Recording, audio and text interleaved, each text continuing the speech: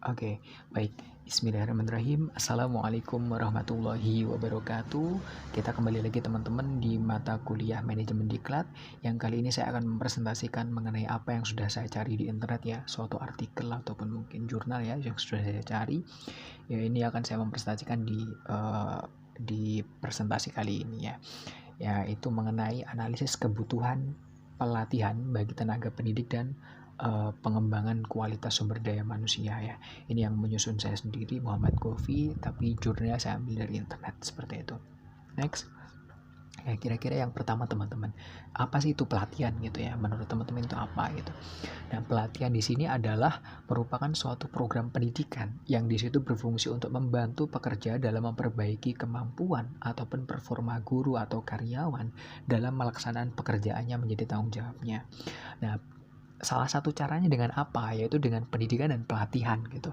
Karena apa? Pendidikan dan pelatihan ini nanti akan memberikan bantuan pada masa yang akan datang dengan jalan pengembangan pola pikir gitu. Atau mungkin dengan tindakan, dengan terampil, berpengetahuan, ataupun mempunyai sikap ataupun serta pengertian yang tepat untuk pelaksanaan pekerjaan gitu. Salah satunya adalah yang bisa kita lakukan untuk meningkatkan sumber daya manusia yaitu dengan cara pendidikan dan pelatihan. Jadi dari sini teman-teman ya bisa kita ketahui bahwa ya ini pelatihan gitu, suatu program pendidikan di mana di situ nanti fungsinya juga untuk membantu pekerja sendiri itu untuk meningkatkan kemampuannya lah. Di situ bisa kita bilang seperti itu. Nah, caranya dengan apa gitu untuk meningkatkan kualitas sumber daya manusia yaitu dengan pendidikan dan pelatihan. Jadi seperti itu ya teman-teman. Next, selanjutnya ini akan saya jelaskan kira-kira apa saja sih tujuan dan manfaat dari pelatihan. Nah, di sini teman-teman, yang pertama adalah produktivitas. Ya, dari teman-teman nanti ketika kalian ingin mengikuti pendidikan dan pelatihan ya, pastinya nanti kalian akan mendapatkan produktivitas. Karena apa? Ketika teman-teman nanti mengikuti suatu pelatihan, suatu pendidikan seperti itu ya, diklat kayak gitu, teman-teman akan menemukan suatu ilmu baru yang di situ nanti bisa mendorong produktivitas teman-teman. Pasti teman-teman menemukan suatu pengalaman yang baru seperti itu. Nah, itu nanti akan bisa mendorong meningkatkan kualitas teman-teman. Yang selanjutnya yang kedua adalah kualitas. Nah, di sini saya bahas kualitas. Nah, fungsinya itu salah satunya dari pelatihan ini juga meningkatkan kualitas. Karena apa? Ketika teman-teman di situ mau belajar, teman-teman mau mungkin teman-teman mengikuti diklat gitu ya, pasti di situ teman-teman akan mendapatkan suatu ilmu baru yang dimana di situ akan bisa meningkatkan kualitas teman-teman gitu, meningkatkan kualitas hidup teman-teman, kualitas kinerja teman-teman, semuanya pasti kalian akan menemukan itu gitu. Terus yang ketiga tujuan dan manfaatnya yaitu untuk perencana tenaga kerja.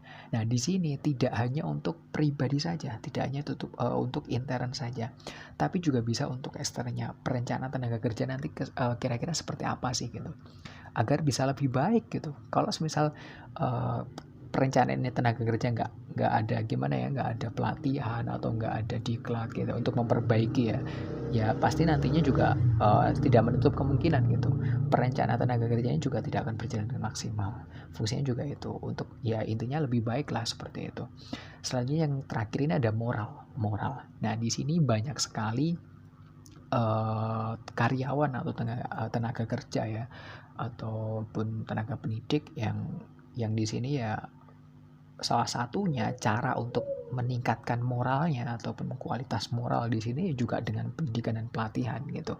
Manfaatnya ya nantinya ketika mereka setelah pelatihan, setelah mendapatkan suatu ilmu baru, pengalaman baru gitu ya, ataupun mungkin wawasan-wawasan baru, mereka di sini moralnya mereka bisa mereka perbaiki, mereka lebih baik lah intinya seperti itu.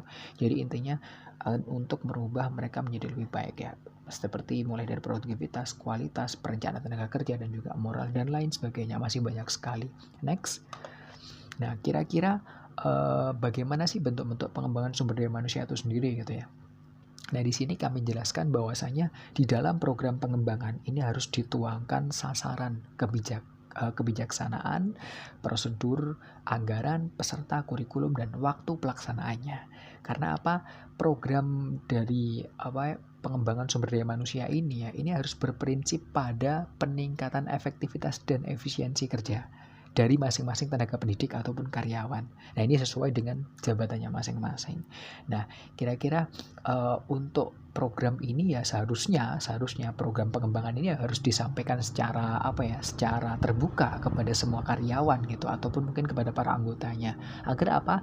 Dari situ mereka bisa mempersiapkan diri gitu. Tidak semerta-merta kita memberikan, "Oh, kamu saya ikutkan pelatihan gini." Ketika orang itu tidak siap, itu juga akan percuma, tidak akan mencapai kata efektivitas dan juga efisiensi.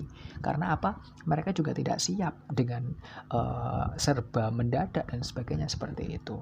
Nah, di sini ada beberapa hal yang dikelompokkan ya, bentuk pengembangan yang dikelompokkan dalam pengembangan sumber daya manusia. Yang pertama, next. Nah, ini yang pertama. Yang pertama pengembangan secara informal. Secara informal. Nah, kira-kira seperti apa sih ya? Yaitu pengembangan secara informal itu di sini tenaga pendidik atau karyawan ini mereka atas kemauannya sendiri gitu. Jadi dari dalam dirinya sendiri gitu. Sadar diri untuk mau melatih dan mengembangkan dirinya dengan mempelajari buku ataupun mungkin membaca literatur gitu. Yang di situ ada hubungannya dengan pekerjaan mereka gitu, ada hubungan dengan jabatannya mereka gitu. Dan ini menunjukkan bahwa tenaga pendidik dan karyawan tersebut benar-benar ingin bekerja keras ya untuk maju. Jadi mereka pengen grow up di situ. Dengan cara apa? Dengan cara itu tadi untuk meningkatkan kemampuan kinerjanya. Jadi seperti itu pengembangannya secara informalnya. Setelah itu ada juga next pengembangan secara formal gitu ya. Nah, di sini pengembangan secara formal di sini tenaga pendidik atau karyawan di sini ditugaskan dari lembaga atau perusahaan yang mereka kerjakan atau yang mereka tempat bekerja untuk mengikuti pendidikan atau pelatihan. Nah, ini baik yang dilakukan dari lembaga maupun yang dilaksanakan oleh lembaga-lembaga pendidikan atau pelatihan. Jadi di sini yang secara formal ini ibarat kata kita diutus teman-teman. Kita kita diberikan mandat atau suatu amanah untuk mengikuti pelatihan. Ini saya kirimkan pelatihan di sini gitu. Jadi ini dari lembaga gitu, tidak dari kemauan dirinya sendiri. Nah, itu secara formal.